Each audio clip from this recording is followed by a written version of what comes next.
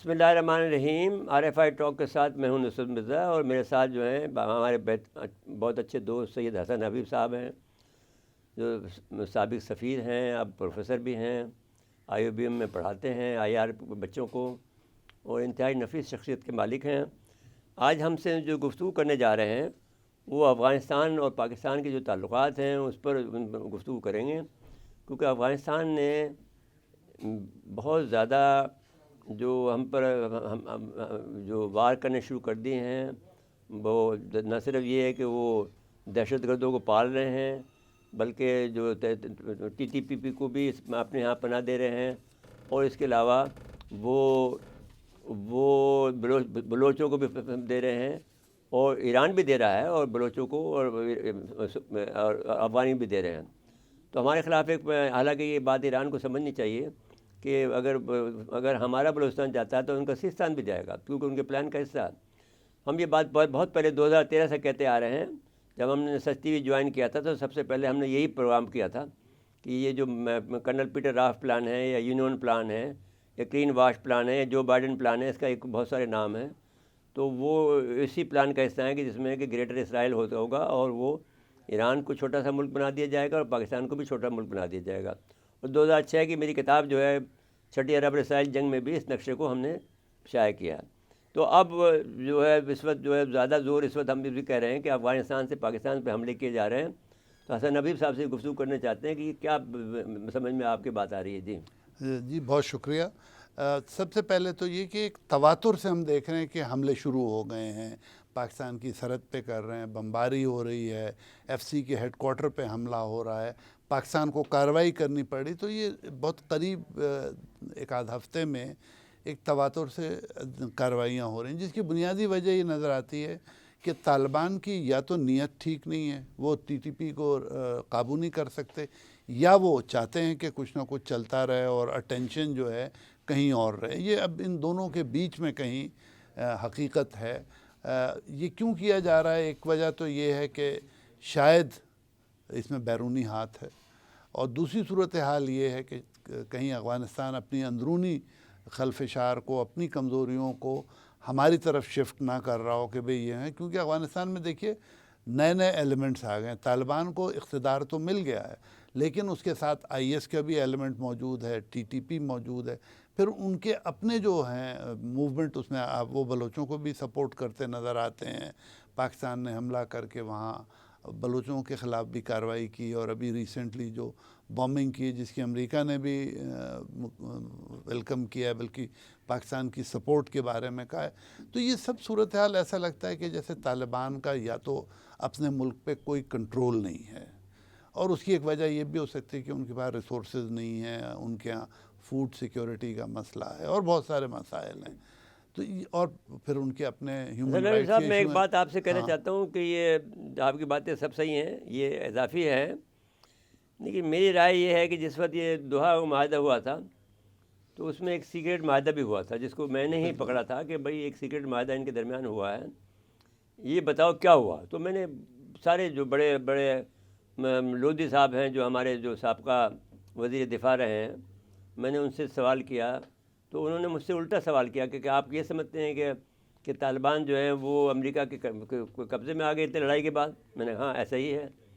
انہوں نے خفیہ معاہدہ کیا، اور اس معاہدے کے تحت کیونکہ ان کو یہ معلوم تھا کہ پاکستان کی وجہ سے وہ یہ افغانستان کی جنگ ہارے ہیں، پاکستان نے ہمارے ساتھ نہیں دیا، تو خفیہ معاہدہ ان کے ساتھ میں ان افغان طالبان کے ساتھ یہ کیا کہ آپ کو ہم مسئلہ چھوڑ کے جا رہے ہیں، اور آپ پاکستان کو مشکل میں رکھیں، اور ہمارا بدلہ جو ہے وہ افغانستان سے جو ہماری شکست کا بدلہ جو ہے، کیونکہ جو بھی یہاں سے گیا ہے امریکہ میں جا کے، جس نے بھی انٹیلیجنس کا جو CIA کے جتنے بھی انٹیلیجنس کے لوگ تھے، انہوں نے سب نے جا کر یہ کہا کہ آپ کیوں ہارے؟ تو ہر ایک نے کہا ون ورڈ پاکستان، جنہیں پاکستان نے ہرایا۔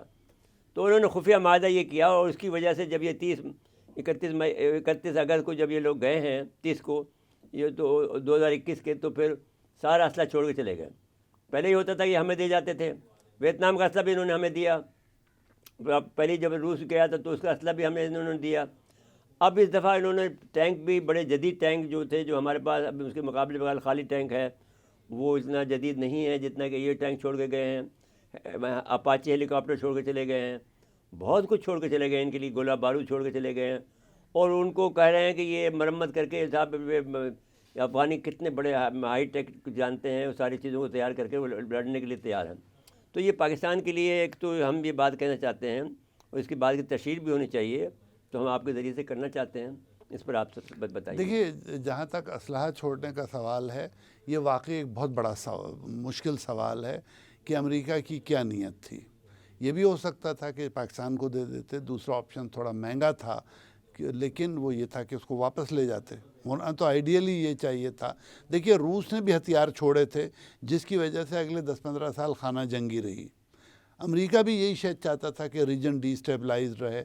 پلس دیکھیے, ایک اور جو بہت بڑا لیکن سوال آپ دیکھیں نا کہ وہ ڈی اسٹیبلائز تو نہیں ہوا, وہاں پہ تو سول وار تو نہیں ہوئی نا, دیکھیے وہ پاکستان کے خلاف ہو رہی ہے. نہیں, وہ سول وار ان کی ہے. میں ابھی اس طرف آ رہا تھا کہ جب وہاں سے آئی ایس ویک ہو گئی سیریا اور عراق میں, تو وہ سارے لوگ افغانستان کیسے پہنچے؟ خفیہ جہازوں سے, بغیر نمبر کے جہازوں کے. ٹھیک ہے نا. اس کا مطلب یہ ہے کہ ایک کوئی بڑا گیم پلان ہے جس میں وہ طالبان کو بھی بہت زیادہ پاور نہیں دینا چاہتے. وہ طالبان سے کام لینا چاہتے ہیں, یا تو ان کو چیک کرنے کے لیے یا ان کی پاور کو کرٹیل کرنے کے لیے. انہوں نے ایک بڑی فورس پہنچا کے وہاں رکھ دی کہ جب طالبان قابو سے باہر ہوں گے تو طالبان کو ٹائٹ کر دیں گے. اچھا, اب طالبان یہی سلوک چاہتے ہیں پاکستان سے, اور وہ ٹی ٹی پی کو سپورٹ اس لیے کرتے ہیں کہ پاکستان کو ایک تھریٹ لے. نہیں, وہ کہتے ہیں کہ ٹی ٹی پی کو تو کھل کے کہتے ہیں نا کہ جو ہمارے مقاصد ہیں اسلامی ملک بنانے کے, وہی مقاصد ٹی ٹی پی کے ہیں, تو ہم کیوں مخالفت کریں؟ ہمارے آئیڈینٹیفائڈ ہمارے خیالات سے ان کا اتفاق ہے. نہیں, دیکھیے, جو چیز وہ بھول رہے ہیں وہ یہ ہے کہ افغانستان ایک ملک نہیں ہے. افغان ٹرائبس کا ایک کلیکشن ہے, ٹھیک ہے, ریجنز کا ایک کلیکشن ہے. پاکستان ایک ملک ہے جس کے سسٹمز ہیں, جس میں الیکشن ہے, جس میں جو بھی ہے, ہمارے ایک ڈیموکریسی ہے, ہمارا ایک کلچر ہے, ہمارا انٹیلیجنس ہے, سب کچھ ہے ہمارے پاس.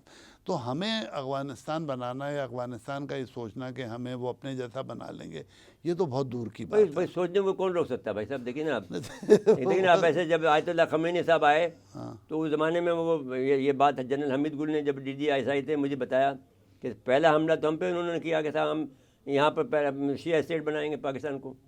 دیکھیے, ان کا وہ جو بھی خیال تھا وہ ٹیک آف نہیں کر پایا. نہیں کر پایا, اس لیے کہ ہم بالکل ڈفرینٹ ملک ہیں اور ایران ایک ڈفرینٹ ملک ہے. اگین جو بھی ان کے خیالات تھے وہ بہت جلدی ان کو پتہ چل گیا کہ نہیں چاہیے. اور طالبان کو سرپرائزنگلی ابھی تک پتہ نہیں چلا. وہ ہمارے ساتھ 79 سے رابطے میں ہیں, ہم نے ان کو پڑھایا, لکھایا.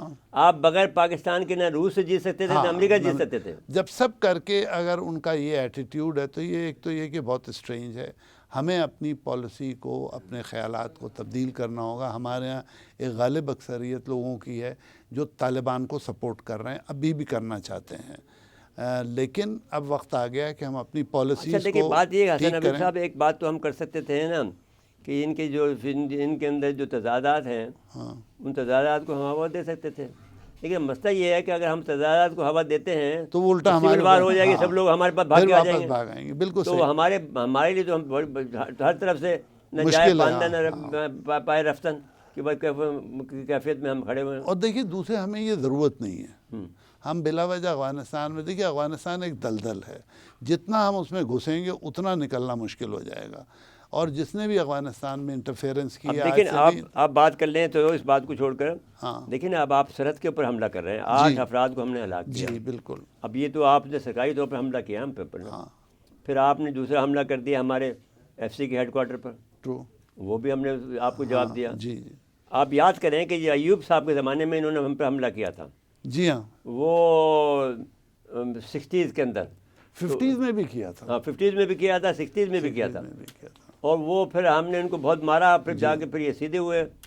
تو اب مسئلہ یہ ہے کہ کب تک ہم ان کا یہ برداشت کریں کہ جو یہ لوگ تماشا مچا رکھا ہے ان لوگوں نے, وہ کب تک ہم برداشت کریں؟ دیکھیے, سرپرائزنگلی جو آئی آر کے اسپیشلسٹ میں ایک عجیب بات کرتے ہیں, وہ کہتے ہیں کہ آپ اپنا پڑوسی نہیں چن سکتے اور آپ کو اس کے ساتھ زندہ رہنا ہے. تو ہماری مجبوری یہ ہے کہ یہ ہمارا پڑوس ہے اور ہمیں اس میں سروائیو کرنا ہے. اور ہمیں ہماری جو کمزوری بظاہر نظر آتی ہے, جو بھی ہماری پالیسی, ہمارے جو لوگ ہیں اس میں زیادہ انوالو ہو جاتے ہیں. ہمیں بہت پروفیشنلی اپنی پالیسی کو اپلائی کرنا چاہیے. افغانستان سے ہم بالکل فارمل ٹریڈ، بالکل فارمل ریلیشن شپ مینٹین کریں، اور ان کو اپنا جو ہم نے اتنی زیادہ چھوٹ دی ہوئی ہے ہر معاملے میں وہ ہم کم کریں. آپ صبح اٹھیں تو روڈ پہ سویرے نماز کے بعد صرف افغان بچے نظر آ رہے ہوتے ہیں.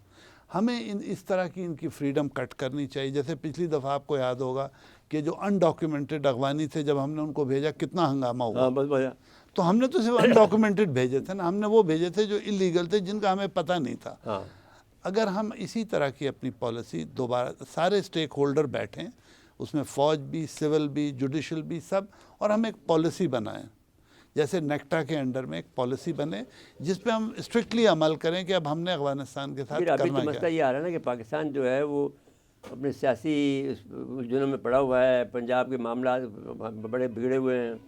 دیکھیے یہ مسائل چلتے رہیں گے. جو ہمارے CI کا ISI کا جو ونگ ہے جو افغانستان کو دیکھتا ہے، اس کو یہ کام کرنا چاہیے. دیکھیے ہمیں جو ہمارے حالات ہیں جیسے بھی ہیں اسی میں سے ٹائم نکال کے اس کو ٹھیک کرنا ہوگا. اب ہم اگر اس پہ بیٹھے رہے کہ ملک کے حالات ٹھیک ہو جائیں، پولیٹیکل پارٹیز انسان بن جائیں، لوگ جو ہیں سیدھا چلیں گے، نہیں تو آپ اتنا ٹائم ضائع کر دیں گے کہ then there will be nothing left to do. تو آپ کو سیدھا آپ کے پاس مارجن نہیں ہے، مارجن نہیں، آپ کا اسپیس نہیں ہے کہ آپ پر ٹائم نہیں کہ کریں. آپ کو سائملٹینیسلی کرنا ہو. جیسے الجبرا کی ایکویشنز ہوتی ہیں نا، 5-6 ویریبلز ہوتے ہیں، آپ کو ان کو مینیج کرنا ہوتا ہے. تو آپ کو اس میں بھی افغان پالیسی کو، اپنی انٹرنل کو، اپنی فرینڈلی نیبرہڈ پالیسی کو، سب کو کرنا ہے. اور جو بات کرتا ہے آپ اس سے بات کریں. اگر انڈیا نہیں بات کرنا چاہتا ہے نہ کرے، ایران بات کرنا چاہتا ہے کرے، جو نہیں کرنا. یاد کریں آپ کو کہ جو ہیلری کلنٹن تھی، اس نے ایک زمانے میں 2007 میں میرے یاد پڑتا ہے جب وہ 1-2-3 کا ان کا معاہدہ ہوا، تو وہ اس وقت انہوں نے انڈیا سے کہا تھا کہ آپ ایسٹ کی طرف دیکھیں، ویسٹ کی طرف چھوڑ دیں، وہ ہم پہ چھوڑ دیں.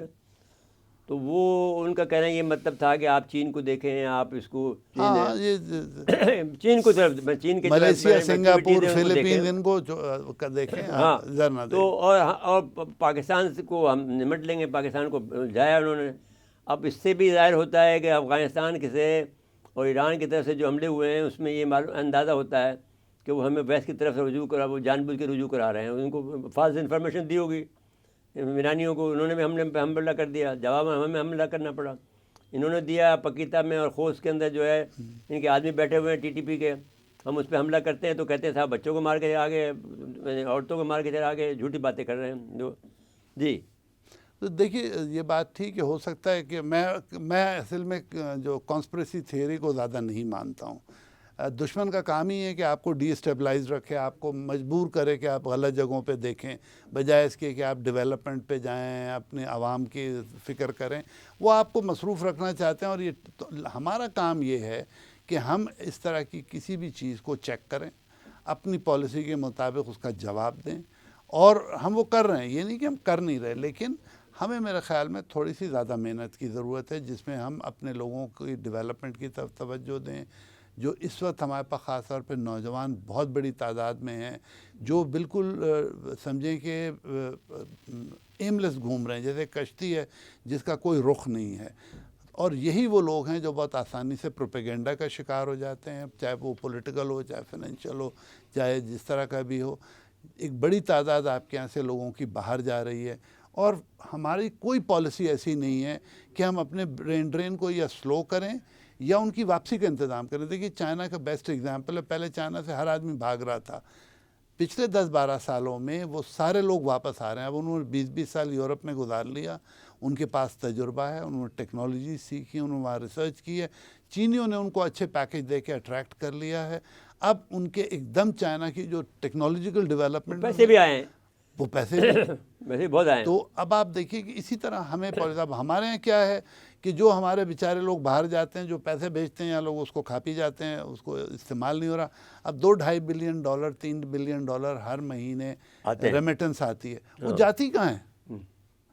گھر والے یا تو کوئی فیشن میں یا نئی گاڑی خرید رہے ہیں، کوئی انڈسٹری نان پروڈکٹیو کاموں میں. بالکل صحیح. اچھا جی، حسن حبیب صاحب، ہمارے پروفیسر ڈاکٹر طلعت وزارہ صاحبہ جو ہیں ہمارے ساتھ میں اسکائپ پہ ہماری لائن پہ موجود ہیں.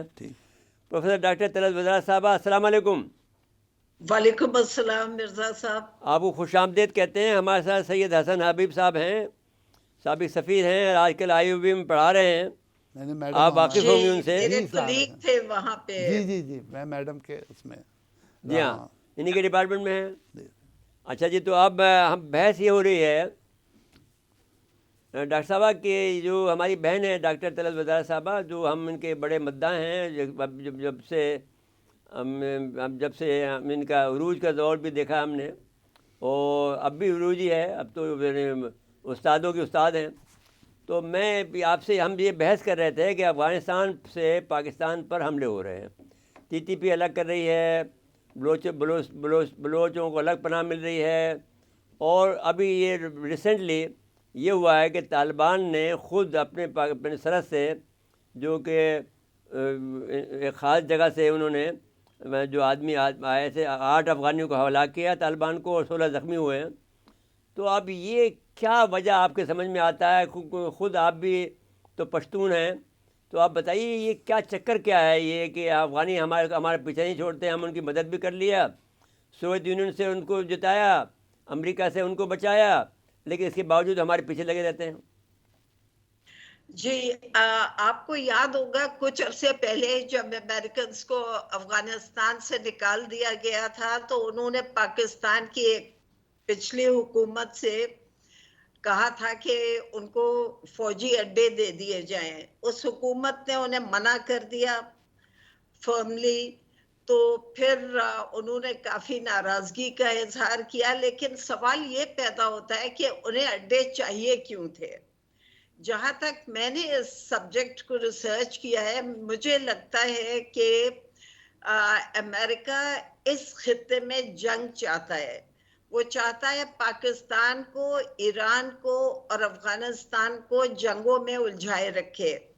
اب آپ کو پتا ہے ملٹری انڈسٹریل کمپلیکس کی جو تھیوری ہے وہ ایک بہت مسلمہ حقیقت ہے, لیکن اس کے علاوہ بھی امریکہ کا جو جیو پولیٹیکل انٹرسٹ ہے اس علاقے میں, وہ اس کے خیال میں پوری ہوتی ہے صرف جب یہ 3 ممالک آپس میں گتھم گتھا ہو جائے. ایران جو ہے وہ امریکہ کے انفلوئنس میں نہیں ہے, اور اب افغانستان بھی امریکہ کے انفلوئنس میں نہیں ہے, اور وہ سمجھ رہے تھے کہ پاکستان ان کے انفلوئنس میں ہوگا, تو اگر ایک ملک بھی جنگ کرنے کے لیے تیار ہو جائے تو باقی بھی ہو جائیں گے. میرا خیال ہے یہ بات افغانستان کو بھی سمجھنا چاہیے, پاکستان کو بھی سمجھنا چاہیے, اور ایران کو بھی سمجھنا چاہیے کہ کسی صورت میں بھی جنگ ہمارے انٹرسٹ میں نہیں ہے. اب آپ دیکھیں ایران جو ہے اس وقت مشرق وسطی فلسطین کے مسئلے میں بہت یعنی اہم رول ادا کر رہا ہے, کلیدی رول ادا کر رہا ہے. افغانستان بھی امریکہ کے انفلوئنس میں نہیں ہے, اور امریکہ چاہتا ہے کہ اس کو بھی تباہ کر دے. ایران کی بھی توجہ فلسطین سے ہٹا کے اس خطے کی طرف آ جائے. اب پاکستان کے لیے بھی, پاکستان نے مدد بھی کی ہے افغانستان کی, لیکن 2 موقعوں پہ, ایک ضیاء الحق کے دور میں, ایک مشرف کے دور میں, افغانستان کے انٹرنل معاملات میں ہمیں انوالو بھی کر دیا گیا تھا, جس کی وجہ سے کچھ افغان ہم سے بہت ناراض ہیں. وہ یہ بھی پھر بھول جاتے ہیں کہ ہم نے ان کی مدد بھی کی تھی, اور 1-2 اوکیزنز پہ ہم نے انفارچونیٹلی ان کے دشمنوں کی بھی مدد کی تھی. تو یہ ساری چیزیں دیکھتے ہوئے میرا خیال ہے تینوں ممالک کو مل کے بیٹھنا چاہیے, آپس میں رابطے بڑھانا چاہیے. اپنے انٹریکشن کے ذریعے پاکستان کا ایک بہت امپورٹنٹ مسئلہ ہے یہ طالبان کے اور بلوچ جو گروپس ہیں, لیکن بلوچ یہ BLA وغیرہ کی مدد کون کر رہا ہے, فنڈنگ کون کر رہا ہے؟ اپیرنٹلی تو انڈیا کر رہا ہے, لیکن انڈیا کے پیچھے امریکن انفلوئنس بھی ہے. وہ چاہتے ہیں فرام ٹائم ٹو ٹائم, آپ نے دیکھا ہوگا امریکہ میپس ریلیز کر دیتا ہے کہ یہ پاکستان کے इतने टुकड़े होने वाले हैं, उतने टुकड़े होने वाले हैं, ये उनकी विशफुल थिंकिंग है। इंशाल्लाह पाकिस्तान इंटैक्ट रहेगा, लेकिन वो पूरी कोशिश कर रहे हैं कि इंटरनल खलफशार पैदा करें और उसके बाद फिर ये मसला सिवाय बातचीत के और किसी तरह हल नहीं हो सकता। हम समझते हैं कि ईरान हेल्प कर रहा है बलोचों की, लेकिन मेरा ख्याल है इस पर गौर करें, ईरान में खुद बलोचिस्तान का एक हिस्सा है। अगर वो पाकिस्तान में बलोचों को उकसाएंगे तो जो ईरान में बलोच हैं वो खुद ब खुद इससे यानी उनका भी ये इंटरेस्ट हो जाएगी कि वो भी फिर इस तरह के काम करें। मेरा ख्याल है इसमें सिर्फ इंडिया और अमेरिका शामिल हैं, और ये हमें तासुर मिलता है कि ईरान ने हम पे हमला किया है, अफगानिस्तान ने तालिबान के जरिए हमारे ऊपर अटैक्स करवाए। इसका सिर्फ एक हल है कि पाकिस्तान, अफगानिस्तान, ईरान तीनों एक साथ बैठकर इन इश्यूज को डिस्कस करें। ईरान अफगानिस्तान को भी बताएं कि अगर आप तालिबान की हेल्प करेंगे तो यहाँ पे अमेरिका की इंटरेस्ट प्रमोट होंगी। डॉक्टर साहब, मैं एक सवाल करना चाहता हूँ, अगर इजाज़त दें आप। वो ये है कि दो बातें आपको और भी सामने रखनी होंगी। एक सी पैक है जिसको अमेरिका रोकना चाहता है और वो बलूचिस्तान के ज़रिए से बलूचिस्तान में हंगामे के ज़रिए रोक सकता है। दूसरी बात जो है वो ये है कि आप जो आप देखते हैं कि ये तीसरी ग्रेट गेम चल रही है इस वक्त, और वो ये है कि रूस को गर्म पानी तक नहीं आने देना। तो अगर आप पाकिस्तान की एक सोच ये है कि ये शायद इस वजह से हो रही है कि हम रूस से अपनी दोस्ती बढ़ा रहे हैं, तो अब बरतानिया और अमेरिका इस रास्ते में हाइल हैं और वो नहीं चाहते कि ये इलाका जो है वो रूस के ज़ेर असर आए या हम उनकी तरफ मुड़ेंगे। तो एक तो रास्ता ये है कि भाई हम रूस अगर से हमारी कोई मदद नहीं कर सकता है, चीन हमारी जो मदद कर रहा है, उसमें भी एक मसला ये आ गया है कि जो कुछ भी सिपैक में हो रहा है हमें सिर्फ 7% से 9% मिल रहा है, बाकी तो सारा चीन अब ले जा रहा है। हम तो हर चीज़ चीन के लिए करके दे रहे हैं कि वो उनका जो भी उन्होंने सड़कें बनाई हैं, तो उनके सड़कों से हम जो टैक्स लेते हैं वो चीन के पास जा रहा है। तो हम हर कर्ज़ा उतार रहे हैं। जो हमें K2 K3 में जो उन्होंने हमारे पावर प्लांट लगाए हैं उसके भी हम कर्ज़ा उतार रहे हैं। चश्मा 1, चश्मा 2, चश्मा 3 के हमने सारे कर्ज़ा ज़्यादा उतार दिए हैं। लेकिन अब मसला ये आ गया है कि हमारी वो हेल्प नहीं हो रही है चीन से और रूस से जो हमें दरकार है, जो हमें इस वक्त की ज़रूरत है। आप फरमाएं इस पर। जी, आपने मुझसे पूछा है, मैं जवाब जी आपसे ही पूछा है। अच्छा जी, मेरा ये ख्याल है, वैसे मैं आपसे बहुत बड़ी हद तक इत्तेफाक करती हूँ आपके एनालिसिस से, लेकिन इसमें एक चीज ये है कि एक तो हम लोगों को जब भी ट्रीटीज हम किसी मुल्क से साइन करते हैं, किसी ऑर्गेनाइजेशन से साइन करते हैं, मल्टीनेशनल कॉर्पोरेशन से, तो हमें बहुत समझदारी से दूर रस नताइज को देखते हुए उसको करना चाहिए। मैंने पिछले दिनों में जो इस पे काम किया, मुझे लगता है या तो हम बहुत जल्दी में साइन करते हैं या हमारे कुछ लोग जानबूझकर ट्रीटीज को ऐसे साइन करते हैं, कुछ करप्शन शायद इसमें शामिल है, कि दूसरी पार्टी बहुत वन साइडेड होते, वो हमारे खिलाफ जाते हैं एग्रीमेंट्स। और जहां तक कर्जे पे करने का ताल्लुक है, तो जाहिर है जब आप कर्जा लेते हैं तो आपको पे तो करना होता है, लेकिन हमें उससे कम रिटर्न्स मिलते हैं जितना हमें मिलना चाहिए। ये एक बिल्कुल सही आपकी एनालिसिस है कि सीपैक को तबाह करने की कोशिश की जा रही है। चाइना को एक काम करना है इसमें, एक तो एग्रीमेंट्स ऐसे वो नेगोशिएट करें, ऐसे साइन करें कि दोनों पार्टीज को फायदा हो उससे। मेरा ख्याल है चाइना वाहिद मुल्क है जिसने ऐसे एग्रीमेंट साइन किए हैं पिछले दिनों में, जिनसे दूसरे मुमालिक पाकिस्तान फॉर इंस्टेंस अफ्रीकी ममालिक, इनको बहुत फायदा मिल सकता है। और सीपेक और BRI के और ट्रैक्स जो हैं उससे तमाम डेवलपिंग ममालिक बहुत फायदा उठा सकते हैं। लेकिन उसके लिए दो चीजें चाहिए। एक तो जो हुकूमतें हैं ममालिक की, डेवलपिंग कंट्रीज की, वो अग्रीमेंट साइन करें इस तरीके से कि अपनी इंटरेस्ट को भी वो नजर में रखें। और जाहिर है चाइना या कोई और मुल्क आपकी इंटरेस्ट नहीं, वो अपनी इंटरेस्ट देखेंगे, आपको अपनी इंटरेस्ट देखना होती है। लेकिन मैं फिर भी ये कहूंगी कि डेवलप्ड कंट्रीज में चाइना वो वाहिद मुल्क है जो डेवलपिंग कंट्रीज के लिए कुछ कर रहा है, कुछ ऐसी प्रोजेक्ट्स लाए हैं जो म्यूचुअली बेनिफिशियल हो सकती हैं।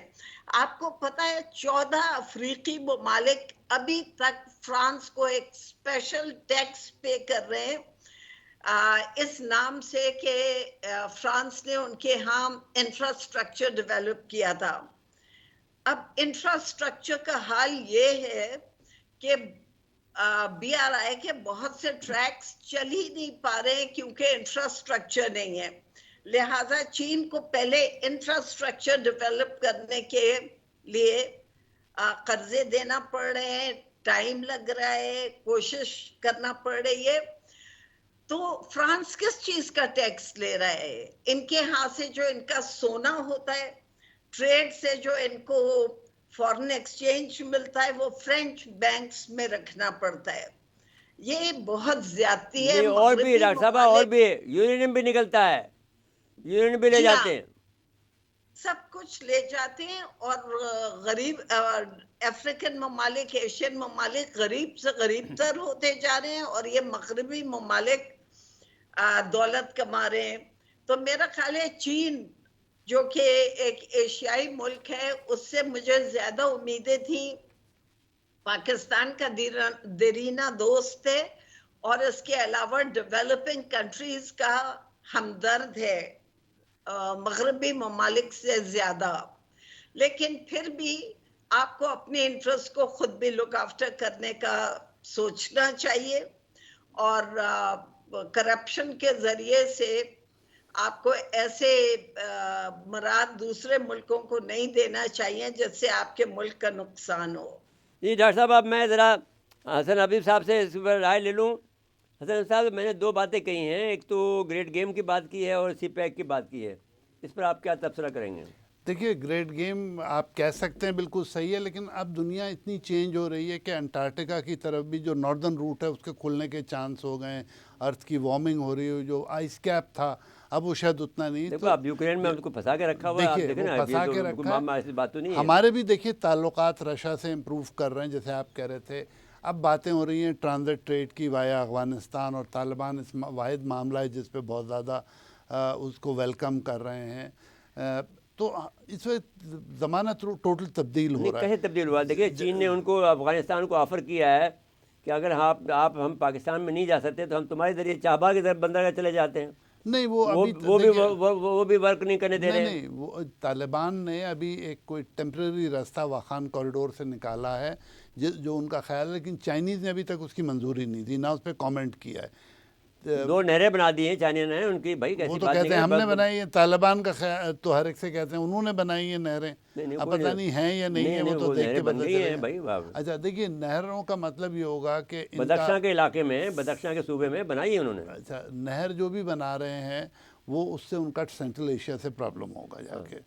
अब प्रॉब्लम, जैसे आप पहले बात कर रहे थे कि सीपैक, ये बात ठीक है कि सीपैक के हमारे एग्रीमेंट्स जो थे, डॉक्टर साहिबा ने बिल्कुल ठीक कहा, हमने बहुत अनप्रोफेशनली किए हैं, पैसे लेते हैं, कमीशन खाते हैं, बस कर। अब आप उसको जो भी कहें, वजह जो भी हो उसकी।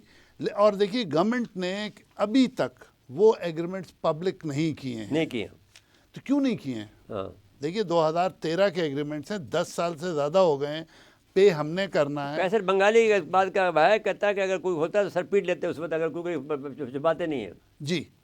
तो अब आप ये देखिए कि एक तो वो एग्रीमेंट्स क्लियर नहीं, अब हम सेकंड फेज़ ऑफ एग्रीमेंट में हैं, जहाँ एग्रीकल्चर में, टेक्नोलॉजी में, टेक्नोलॉजिकल पार्क्स हमने बनाने, फिर हमारे एग्रीमेंट्स ऐसे ही वेक टाइप के हैं। हाँ। اور تو ہم لوگ ڈاکٹر صاحبہ بالکل صحیح کہہ رہی ہیں. میں تو سرکاری نوکری میں دیکھا ہے کہ ہمارے لوگ جو بھی انوالو ہوتے تھے اس پروسیس میں, یا تو وہ بالکل تیار نہیں ہوتے تھے.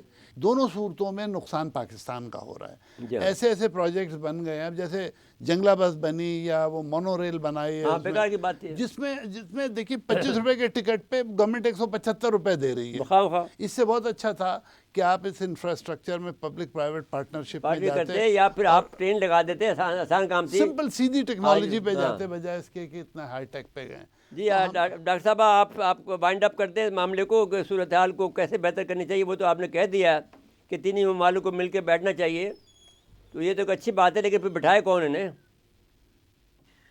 دیکھیے سعودی عرب اور ایران کے تعلقات خراب تھے, چین نے ان کی مدد کی, اور یہ ایک بہت اچھا ڈیولپمنٹ ہے کہ ان کے تعلقات مزید بگڑنے سے بچ گئے, بلکہ ان میں امپروومنٹ آیا ہے. اسی طرح چائنا بھی مدد کر سکتا ہے اور روس بھی مدد کر سکتا ہے, لیکن میں سمجھتی ہوں ہم لوگ خود کیوں نہیں کر سکتے ہیں. ایک تیسرے ملک کی, چوتھے ملک کی طرف ہم ڈاکٹر کیوں صاحب دیکھ یہ رہے ہیں؟ بات ہم پہلے تینوں ہم کرتے تھے, پہلے سعودی جی عرب کی اور ایران کے تعلقات جب خراب ہوتے تھے تو ہم ہی جوڑتے تھے انہیں. اب یہ ہم نے جو یہ اپنا جو یہ تھا لیوریج, یہ کھو دیا ہے. اب ہماری جو جی بات کوئی سنتا نہیں ہے. جی یہ بات آپ کی بالکل صحیح ہے کہ بجائے وقت کے ساتھ ہمارا انفلوئنس لیوریج بڑھتا, وہ کم ہو گیا ہے. لیکن کم از کم یہ تینوں ملک یہ تو سوچتے ہوں گے کہ ہم دوسروں کی خاطر جنگ میں کیوں ایک دوسرے کو تباہ کریں. تو اس سے بہتر نہیں ہے کہ ہم مل کے بیٹھ جائیں, ہمارے جو بھی ڈفرینسز ہیں, آزاد ملک جو ہوتے ہیں ان کے درمیان ڈفرینسز ہو جاتے ہیں, چاہے وہ اسلامی ملک ہوں, لیکن اگر ایک ملک کسی دوسرے ملک کے انفلوئنس میں ہے, کسی بڑی طاقت کے, تو وہ بڑی طاقت اس ملک کو استعمال بھی کر سکتی ہے. لیکن سوچنے کی بات یہ ہے کہ کیا ہماری انٹرسٹ میں ہے. آپ دیکھیے امریکہ نے پاکستان کو بہت جنگوں میں پھنسایا, ضیاء الحق کے دور سے یہ شروع ہوا, اس کے بعد پھر مشرف کے دور میں جاری رہا. ہم دوسروں کے اعلی کار کیوں بنے؟ ہمارے ملک میں تباہی آتی ہے. پچھلی جنگوں میں ہمارے ملک میں تباہی آئی, ہمارے ملک میں لوگ بہت بڑی تعداد ہے, میرا خیال ہے میں نے کہیں دیکھا تھا 80,000 لوگ ہمارے ملک کے ان کی جانیں شہید ضائع ہوئے ہوئی, ہمارے. اس میں فوج کے لوگ بھی شامل ہیں. تو یہ ایک دوسروں کی خاطر اپنے آپ کو تباہ کرنا کہیں کی عقل مندی نہیں ہے. ڈاکٹر صاحب اب میں اس میں انتہائی آخر درجے بات کی میں اگر آپ اجازت بیوقوفی دیں ہے. تو میں تجویز پیش کر دوں ایک. جی دیکھیے ہمارے ہاں پاکستان کے اندر ایک بڑا گلدستہ ہے. پاکستان کے اندر یہاں پر اہل حدیث بھی ہیں, یہاں پر جو ہے جو دیوبندی بھی ہیں, جو کہ افغانی بھی ہیں, افغان میں بھی ہیں اور پاکستان میں بھی ہیں, اور ہمارے پاس شیعہ علماء کرام بھی ہیں. تو ہم ان تینوں سیکشن کو, جو کہ علماء کرام کا سیکشن ہے, اس کو ہم یوٹیلائز کریں اور ایران کو بھیج دیں اور افغانستان میں بھیج دیں. پہلے بھی ہم بھیجتے رہے ہیں علماء کرام کو, جو کہ ان کو منا لیتے تھے. تو اگر ہم یہ تجویز افغانستان کے لوگوں کو اپنے علماء کرام کے ذریعے سے سفارتکاری کریں, اور جو یہاں ہمارے جو شیعہ برادری ہے اس کی طرف سے ہم آدمی بھیجیں ایران میں, تو ہم ممکن ہے کہ ہم یہ جو آپ کا خیال جو ہے کہ تینوں ملک مل کے بیٹھیں, تو یہ شاید ممکن ہو سکے ان کے ذریعے سے. کیونکہ یہ بہترین طریقہ کار اس وقت جو ہے وہ یہی نظر آتا ہے مجھے کہ علماء کرام کو استعمال کیا جائے, ان کو آگے بڑھایا جائے اور ان سے کہا جائے کہ صاحب آپ یہ معاملات کو سلجھائیں اور ہم پاکستان کے لیے سلجھائیں. تو آپ سے اس سے اتفاق کرتی ہیں؟ میں بالکل اس سے اتفاق کرتی ہوں, اور میرا خیال ہے علماء کو, چاہے وہ کسی سیکٹ کے بھی ہوں, انہیں پتہ ہے. اگر نہیں پتہ ہے تو انہیں بتایا جا سکتا ہے. رینڈ کارپوریشن ہے, ایک بہت مشہور تھنک ٹینک ہے امریکہ میں. جب مجھے انٹرنیشنل وزٹرز پروگرام میں لے کر گئے تھے امریکہ, تو وہاں ہم کو وزٹ بھی کروایا تھا. مجھے بہت انٹرسٹنگ سٹڈیز وہاں نظر آئیں، لیکن میں نے کہا کہ یہ سٹڈی کا میں چاہتی ہوں کہ مجھے آپ پرووائڈ کر دیں کاپی. میرا خیال ہے 90% سٹڈیز میں انہوں نے کہا کہ یہ کانفیڈینشیل ہے. اس کی ایک رپورٹ چھپی تھی جب عراق کے اوپر قبضہ کیا ہوا تھا امریکہ نے، اور مجھے ڈیٹ بھی یاد ہے کیونکہ آج کل میں نے ایک آرٹیکل لکھا ہے اس کے اوپر. 28 دسمبر 2004 میں ڈان کے فرسٹ پیج پہ وہ رپورٹ چھپی تھی، جس میں رینڈ کارپوریشن نے امریکن حکومت کو مشورہ دیا تھا کہ مسلم دنیا میں آپ کی جنگیں ہو رہی ہیں کچھ ممالک سے، اور کچھ سے مستقبل میں ہوں گی. ان کو ہرانے کا واحد طریقہ یہ ہے کہ آپ سیکٹرین کانفلکٹس وہاں شروع کریں اور ایتھنک کانفلکٹس شروع کریں، اور جہاں یہ آلریڈی ہیں ان کو بڑھائیں، آپ ان کو پروموٹ کریں. تو اب آپ دیکھیے پاکستان میں آج کل ایتھنک کانفلکٹس کافی ہوا دی جا رہی ہے، افغانستان میں بھی، ایران میں بھی، اور ان تینوں ملکوں کے درمیان سیکٹرین ایشو کو بہت بڑھایا جا رہا ہے. جب عراق کے اوپر قبضہ تھا امریکہ کا تو 400 سے زیادہ عراقی سکالرز، خاص طور سے سائنسدان قتل کیے گئے. کہا گیا کہ یہ سنی جو ہیں یہ شیعہ سکالرز کو اٹیک کر رہے ہیں، اور شیعہ جو ہیں وہ سنی سکالرز کو اٹیک کر رہے ہیں. میری ایک عراقی خاتون سے بات چیت ہوئی اپنی اگلی کتاب کے سلسلے میں، تو میں نے ان سے پوچھا کہ آپ لوگ، ایک تو مسلم دنیا میں سائنٹسٹ کی ویسا ہی کمی ہے، آپ ایک دوسرے کو مار رہے ہیں. تو انہوں نے کہا کہ آپ نے یہ بلیو کیسے کر لیا. ٹو بی ویری فرینک، میں نے بلیو نہیں کیا تھا، میں ان کا پرسیپشن جاننا چاہتی تھی. انہوں نے کہا آپ نے یہ بلیو کیسے کر لیا. ہم لوگ بالکل نہیں اس میں شامل ہیں، یہ امریکنز ہیں جو ہمارے سائنٹسٹ کو، چاہے وہ شیعہ ہو چاہے سنی ہو، ان کو ختم کر رہے ہیں. ایک دن ایک شیعہ سائنٹسٹ کو اٹیک کرتے ہیں، 2 دن بعد سنی سائنٹسٹ کو. تاثر یہ دیتے ہیں کہ شیعہ سائنٹسٹ کو اٹیک کیا گیا تو پھر شیعہ نے اگلے دن سنی سائنٹسٹ کو کیا. انہوں نے کہا کہ اگر کہیں سیکٹرینزم ہوتی ہے تو کبھی کبھی مذہبی جو علماء ہیں ان کو اٹیک دیکھا گیا تھا، کہیں پہ کروایا جاتا ہے. لیکن انہوں نے کہا سائنسدان تو کوئی سیکٹرینزم میں حصہ نہیں لیتے، ان کو مارنا عراق کے انٹرسٹ کے بہت خلاف ہے، ہمیں یہ پتہ ہے.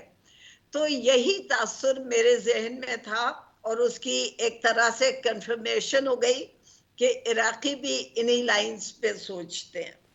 ڈاکٹر صاحب میں انتہائی مشکور ہوں. یہ تو بہت آپ نے جو اس وقت رینڈ کارپوریشن کی اور جو عراق کی بات کی، 2 نئی باتیں آئی ہیں. میں آپ کا مشکور ہوں کہ آپ نے وقت عنایت فرمایا. پروفیسر ڈاکٹر طلعت وزارہ صاحبہ اور سید حسن حبیب صاحب صبیر جو ہیں وہ ہمارے اس پروگرام کو انہوں نے آج جو ہے بہت ہی اس کے اندر جان ڈال دی ہے، کیونکہ یہ نئی باتیں ہوئی ہیں. 3-4 باتیں نئی ہو گئی ہیں. گریٹ گیم کی بات بھی کر لی ہم نے، سی پیک کی بات بھی کر لی. یہ تجویز بھی آ گئی کہ جب آپ نے جی ڈاکٹر صاحبہ نے کہ بھائی ہمارے تینوں ممالک کو بیٹھ کے مل کے بیٹھنا چاہیے، اور دوسرے لوگ کیوں بٹھائیں، ہم خود ہی بیٹھ جائیں. تو پھر ہم نے اس میں یہ لگا لگایا ہے کہ بھئی ہمارے علماء کرام کو ہمیں استعمال کرنا چاہیے، تو اور ان کو بروئے کار لا کر ان کی خدمات کو دینے کے لیے. تو اس پر آپ نے پھر یہ رینڈ کارپوریشن والا قصہ سنایا. تو وہ اس کا توڑ یہی ہے کہ ہمیں علماء کرام کو متحرک کر دیں تو ہم کامیاب ہو جائیں گے. ناظرین کرام، اس کے بعد میں پروفیسر ڈاکٹر طلعت وزارہ صاحبہ کا شکریہ ادا کرتا ہوں، اور جناب محترم سید حسن حبیب صاحب سابق سفیر صاحب کا شکریہ ادا کرتا ہوں کہ RFI ٹاک میں انہوں نے حصہ لیا. اور اس کے بعد میں ناظرین کرام آپ سے اجازت لیتے ہیں. اللہ حافظ.